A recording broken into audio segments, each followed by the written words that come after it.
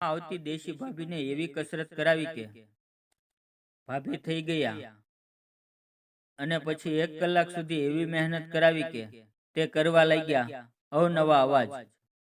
મિત્રો, વિડીયો શરૂ કરતા પહેલા આપને એક નમ્ર અપીલ છે કે વિડીયોને લાઈક અને ચેનલને સબસ્ક્રાઇબ જરૂર કરી દેજો. તમે જાણો છો કે મારું નામ છગન છે અને અત્યારે મારી ઉંમર માત્ર 22 વર્ષની છે અને હું દેખાવમાં ખૂબ જ સારો લાગુ છું. મારું શરીર પણ તંદુરસ્ત છે. હું એક જીમમાં કોચ તરીકે કામ કરતો હતો. હું છેલ્લા ઘણા સમયથી જીમમાં કામ કરું છું. અહીંયા દરેક પ્રકારના લોકો આવે છે, જેમાં મોટા ભાગે સરકારી અને ખાનગી કર્મચારીઓ અને વેપારીઓ હોય છે, અને તેમની સાથે તેમની પત્નીઓ પણ આવે છે. એક દિવસ વહેલી સવારે જ્યારે જીમ પહોંચ્યો, ત્યાં જઈને મેં સૌ પહેલા મારી કસરત પૂરી કરી. પછી 8 વાગ્યા અમારા ગ્રાહકો આવવાની શરૂઆત થઈ ચૂકી હતી. લગભગ 10 વાગ્યે મેં એક કપલને મારા જીમની અંદર આવતા જોયું. તેણે પણ મારી સામે જોયું. કદાચ એ મને જ ગોતી રહ્યા હતા. મેં હાથ ઊંચો કરીને એ લોકોને કહ્યું અને એ મારી નજીક આવ્યા.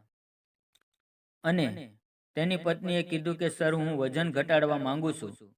ત્યારે મેં તેને કહ્યું કે તમારે અહીંયા નિયમિત આવવું પડશે અને હું કહું તેમ કરવું પડશે.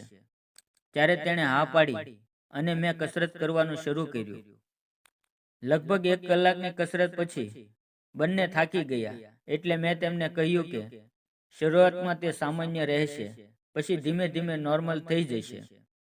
2-3 દિવસ સુધી બધું આમ જ ચાલ્યું. પછી એની પત્ની એકલી આવવા લાગી.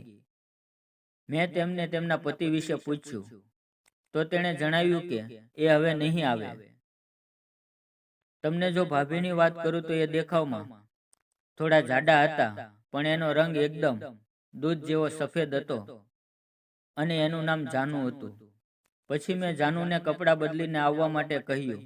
એ એક ટાઈટ કપડાં પહેરીને બહાર આવી ગઈ. એની આવતાની સાથે જ તે દિવસે તેને ધ્યાનથી જોઈ. તે એકદમ સુંદર લાગી રહી હતી. મેં તેને એક્સરસાઇઝ કરાવવાનું શરૂ કર્યું. પછી મેં થોડો વધારે વજન લગાવ્યું, તેથી તેને મદદની જરૂર પડી. એટલે મેં સાથ આપવાનું શરૂ કર્યું.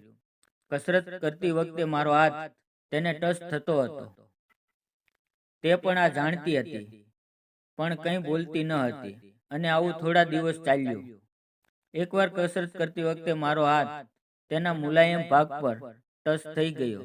ત્યારે તેણે મારી સામે સ્માઇલ આપી. પછી લગભગ રોજ આવું થવા લાગ્યું. બાદમાં જ્યારે તે જવા લાગી ત્યારે તેણે મારો નંબર માંગ્યો અને મેં તેને મારો નંબર આપ્યો.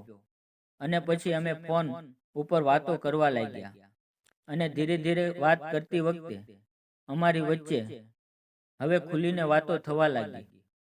એક રાત્રે લગભગ 9 વાગ્યે મને જાનુનો ફોન આવ્યો અને એણે કહ્યું કે આજે મને બહુ કંટાળો આવે છે, અને વધુમાં કહ્યું આજે હું ઘરે એકલી છું. અને પછી તેણે મને તેમના ઘરે આવવા માટે કહ્યું. હું તેમના ઘરે ગયો અને તેના ઘરે સાથે બેસીને વાતો કરવા લાગ્યા. મને ખબર હતી કે ભાભીએ મને શું કામ બોલાવ્યો છે, પણ હું શરૂઆત કરવા માંગતો ન હતો. એટલે તેણે હિંમત કરીને કહ્યું કે છગન, હું તને પસંદ કરું છું. હવે હું તેની સામે જોવા લાગ્યો. આટલું કહીને તેણે મારો હાથ પકડી લીધો અને હું કંઈ બોલું એ પહેલા એ આગળ વધી અને મારા ગાલ ઉપર નાની એવી બકી કરી દીધી. હવે હું પણ એને સાથ આપવા લાગ્યો. અમે બંને 5 મિનિટ સુધી આમ જ આનંદ કરતા રહ્યા. પછી તે મને રૂમમાં લઈ ગઈ અને અમે ત્યાં સવાર સુધી એવી મોજ કરી કે ભાભી થઈ ગયા ખુશખુશાલ. અને સવારે હું એના ઘરેથી નીકળી અને જીમ ઉપર ગયો. આજે તે થોડી વહેલી જીમ આવી. ત્યારે જીમમાં મારા સિવાય કોઈ નહોતું. અને પછી જીમમાં પણ એને એવા દાવ કરાવ્યા, એવી કસરત કરાવી કે ભાભી થઈ ગયા પરસેવે રેબઝેબ અને નીકળી ગયું પાણી. મિત્રો, વિડીયો પસંદ આવ્યો હોય તો વિડીયોને લાઈક અને ચેનલને સબસ્ક્રાઇબ કરવાનું ભૂલશો નહીં. આ તમારા ગુજરાતી ભાઈને સાથ આપજો. વિડીયો પૂરો જોવા બદલ તમારો ખૂબ ખૂબ આભાર.